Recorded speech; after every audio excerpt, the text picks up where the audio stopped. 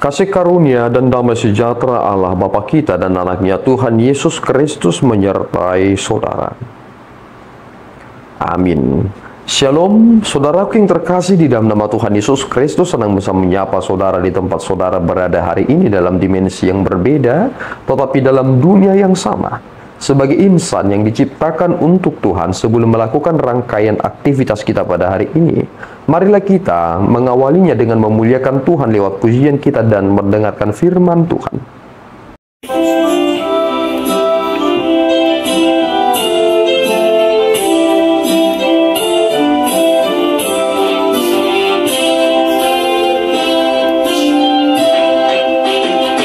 Sungguh banyak kerja dan kewajibanmu dalam tugas pelayananmu. Giatlah bekerja darikan dirimu, suri dan terang dan cermatnya. Serahkan hidupmu, tunaikan tugasmu tanpa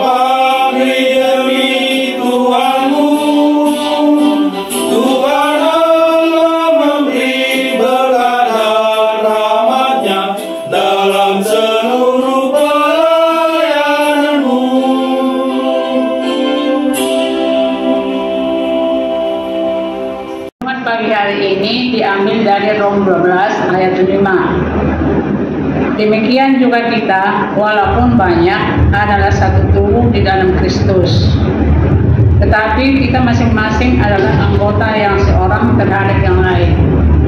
Saudaraku yang terkasih di dalam nama Tuhan Yesus Kristus, apa yang kita dengarkan hari ini adalah terkait tentang hal persembahan yang benar. Persembahan yang benar. Ternyata persekutuan yang benar itu adalah persembahan. Tetapi ada orang yang ingin meninggalkan persekutuannya karena memang dia tidak mau mempersembahkan dirinya lewat persekutuan itu.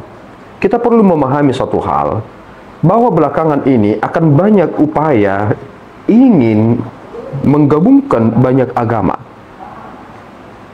Ini akan menjadi persoalan yang sangat luar biasa. Dan jika itu terjadi, maka agama itu akan menjadi tubuh tanpa kepala. Hanya di dalam kekristenanlah yang dikenal tentang tubuh dan kepala.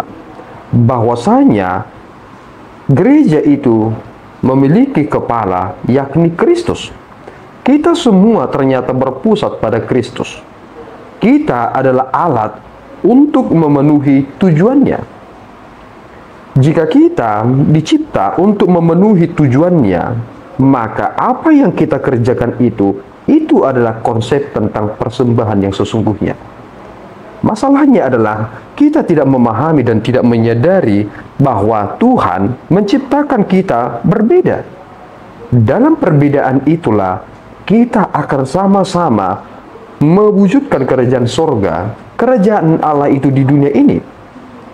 Orang-orang yang menuliskan dalam teks Alkitab kita, atau masing-masing kitab dalam Alkitab ternyata memiliki latar belakang yang berbeda. Banyak orang-orang yang dipakai Tuhan untuk menuliskan Alkitab ini, di mana Allah menjadi inisiatornya. Mereka memiliki latar belakang yang berbeda, tetapi lihat seluruh yang dituliskan oleh orang-orang yang Tuhan pakai tersebut ternyata memiliki tujuan yang sama. Bukankah mereka memiliki pemikiran yang berbeda? Yes. Tetapi mengapa mereka memiliki tujuan yang sama? Ada yang memimpin mereka. Jika kita masing-masing memiliki denominasi, kita mengatakan aku berbeda karena denominasi, tetapi ketika kita memiliki tujuan yang sama, bukankah kita akan semakin melihat bahwasanya perbedaan itu bukanlah bagian dari hal yang boleh dipakai oleh si iblis untuk memecah belah? Tangan, kaki itu berbeda, tetapi tangan dan kaki adalah anggota tubuh. Apa yang dilakukan oleh tangan tidak akan pernah diintervensi oleh kaki. Apa yang dilakukan oleh kaki tidak akan pernah diintervensi oleh tangan. Semuanya bekerja untuk satu tujuan. Jika saudara ingin mengambilkan gelas, seluruh tubuh saudara akan bergerak untuk mengambil gelas tersebut. Ada perintah tentu yang memerintahkan seluruh anggota itu untuk bergerak. Jika kita tidak mendengarkan instruksi yang jelas, apa yang dikatakan oleh firman Tuhan, bagaimana mungkin kita menjadi gereja yang dinamis? Kita akan menjadi stagnan.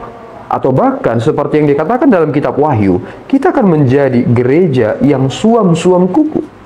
Tuhan bisa mengatasi gereja yang panas dan juga gereja yang dingin, tetapi Tuhan tidak bisa mengkonfrontir gereja yang suam-suam kuku. Ini menjadi gereja yang sudah gagal, dan Tuhan mengatakan bahwa aku akan memuntahkannya. Lihat, jika kita memiliki iman kepada Kristus, maka itu harus menjadi iman yang berkobar-kobar. Jangan sampai padam, jangan sampai suam-suam kuku. Jangan sampai mengatakan bahwa tidak ada dosa seperti itu. Semua kita telah menerima pengampunan kita, jadi kita bebas untuk berdosa. Itu akan menjadi sesuatu hal yang membahayakan. Mari saudaraku merenungkan apa yang dikatakan dalam teks kita hari ini.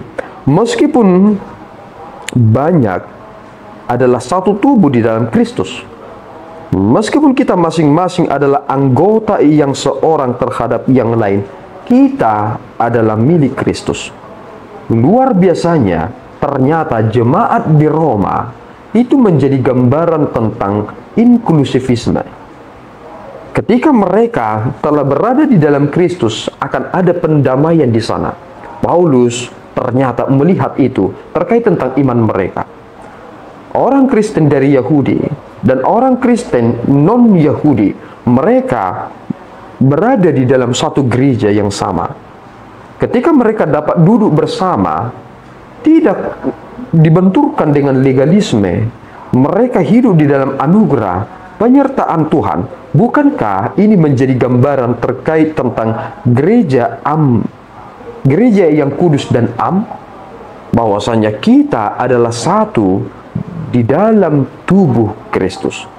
Meskipun kita berbeda-beda, tetapi kita sedang mewujudkan tujuan yang sama, sebagaimana Roh Kudus menginspirasikan itu kepada gerejanya. Tuhan Yesus memberkati kita berdoa. Tuhan, kami bersyukur atas berkat-Mu. Terima kasih ya Tuhan.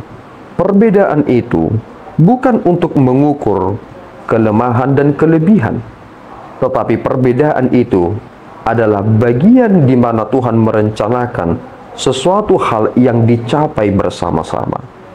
Tolong kami ya Tuhan, supaya kami mensyukuri apa yang menjadi bagian kami, supaya ketika Engkau memberikan tanggung jawab kepada kami akan menyelesaikannya dengan sungguh-sungguh di dalam rasa syukur, sehingga apa yang kami kerjakan dan lakukan itu menjadi kemuliaan bagi-Mu saja. Terpuji Engkau Bapa, terimalah doa dan pujian kami. Di dalam Yesus kami telah berdoa dan mengucap syukur. Anugerah Tuhan kita Yesus Kristus, kasih setia Allah Bapa kita, dan persekutuan Roh Kudus menyertai saudara. Amin. Tuhan Yesus memberkati.